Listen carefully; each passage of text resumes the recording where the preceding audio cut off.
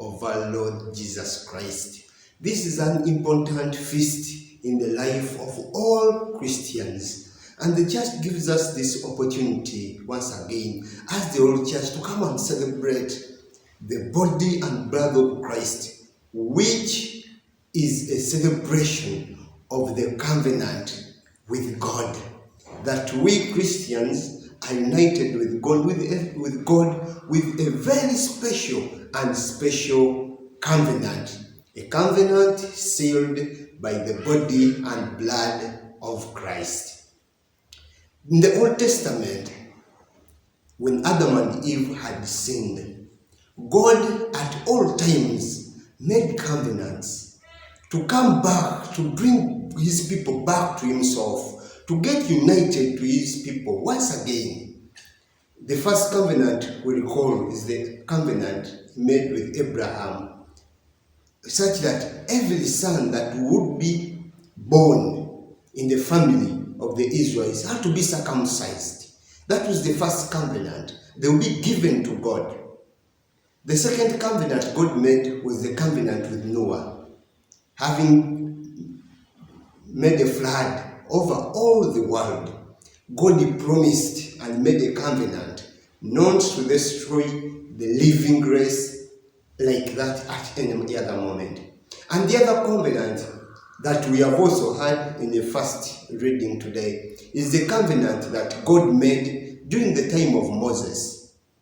Moses, having got the commandments of the Lord, he called upon all the people of the Lord, read the instructions of the Lord, the commandments of the Lord to all the people. When all the people heard, they said, whatever we have heard, we shall fulfill. And so God made a covenant. So when you fulfill this, I will be your God and you will be my people. And this covenant of Moses, the one that God made with his people, God sealed it with blood. Moses got a basin filled with blood, sprinkled to the altar. Afterwards, he sprinkled to the people as a seal to this covenant. But as we all know, the covenants that God made were all imperfect. At all times, every year, a high priest had to make another sacrifice, more sprinkling of blood onto the altar, onto the people, had to be made for the forgiveness of sins, to bring people back to God, because that was an imperfect sacrifice. On this day on which we celebrate the holy body and blood of Jesus Christ, the second reading describes to us how Jesus Christ, the high priest, made an eternal sacrifice. He made a sacrifice from which we got an eternal covenant with God. And rhetorically, the second reading talks about the sacrifice of Jesus Christ, comparing it with the old covenants, comparing it with the covenants we normally have. The sacrifice of Jesus Christ, the high priest, was made from a place which was set apart by God. It was not a human tent. It was not a human building. It was not made of bricks, made of human hands, or sticks made of human hands. But God himself made the Calvary. Secondly, it was the holy place, a place that was not set apart like we build our churches and set apart a sanctuary. No, God himself set this place apart. Many Christians do not know that the place where Jesus was crucified from, that is the very place where Abraham was going to sacrifice his son. It was a holy place from the creation of the world. God himself made it holy, a holy sanctuary.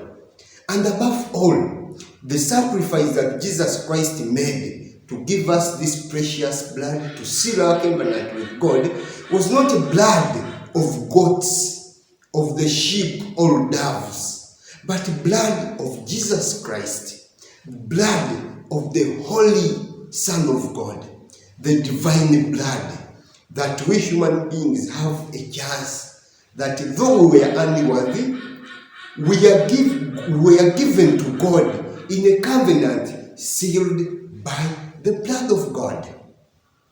This covenant, as we celebrate, and the second reading has emphasized, if the past covenants were made perfect, the past covenants that were with the blood of animals could purify the people of God, how much more are we made pure before the Lord by the blood of Jesus Christ?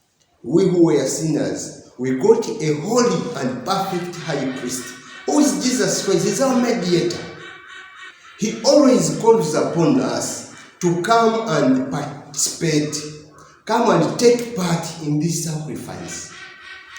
On the night he was betrayed, he himself took the bread and said, "This is my body. Take and eat. It is my body."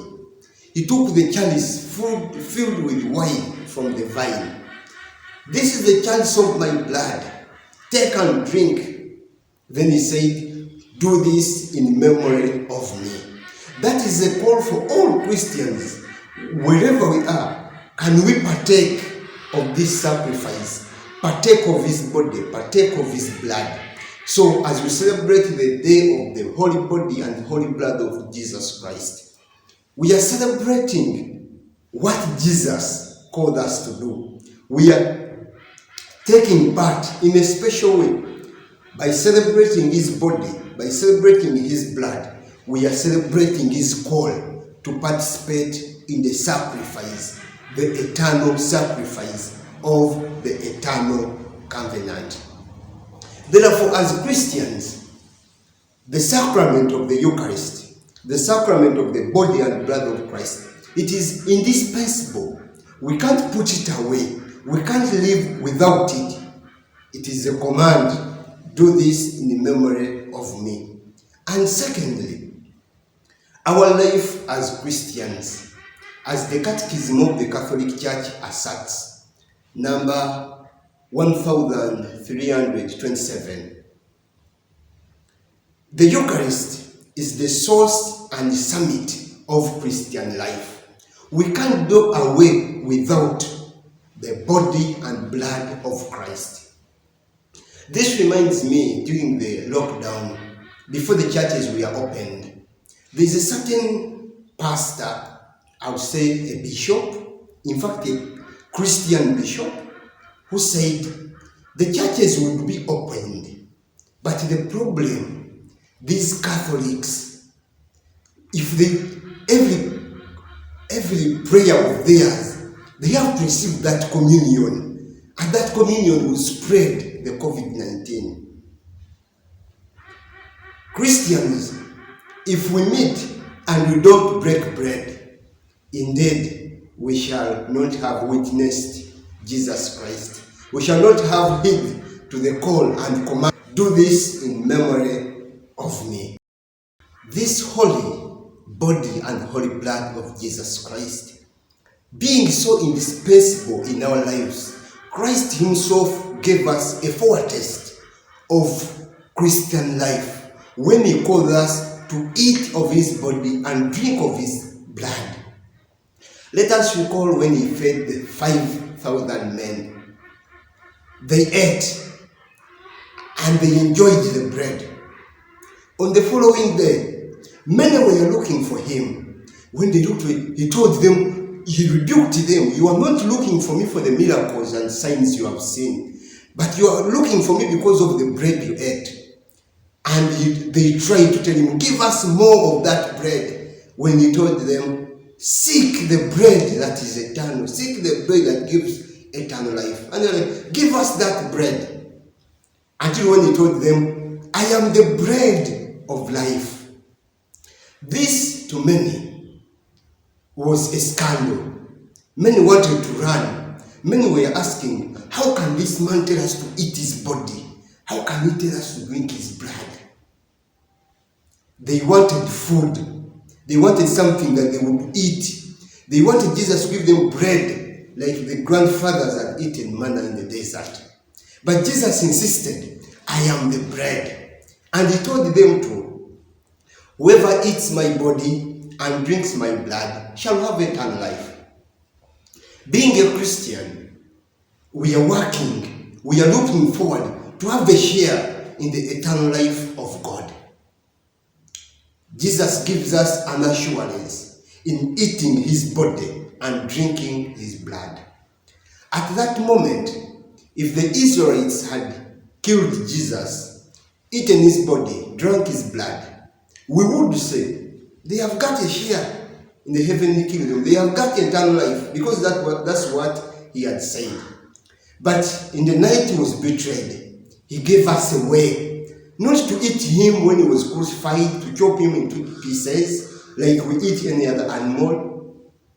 He himself, he was not ashamed to hold bread in his hands, took hold of the bread and said, "This is my body. Eat it." And took the chalice filled with wine from the vines and said, "This is my blood. Drink it, the blood of the new and the everlasting covenant, which will be poured out for you and for many for the forgiveness of sins. Do this in memory of me." As we celebrate this day of the holy body and holy blood of Jesus Christ, we are celebrating such a great mystery, how God himself gave us his body and blood. We eat God, we partake of God, we walk with God after receiving communion. We as Christians, we can't do away without the Eucharist. In celebrating the Eucharist, truly we look at the body and blood, but we see bread and wine. It is a sacrament, a visible sign showing an invisible reality, the body and blood of Christ. And therefore, in this celebration, though we see the body, we see the bread, we see the wine, we celebrate that we have the sure sign and sure means of eternal life. Following the tradition of the apostles who had lived with Jesus Christ, whenever they met, what did they do?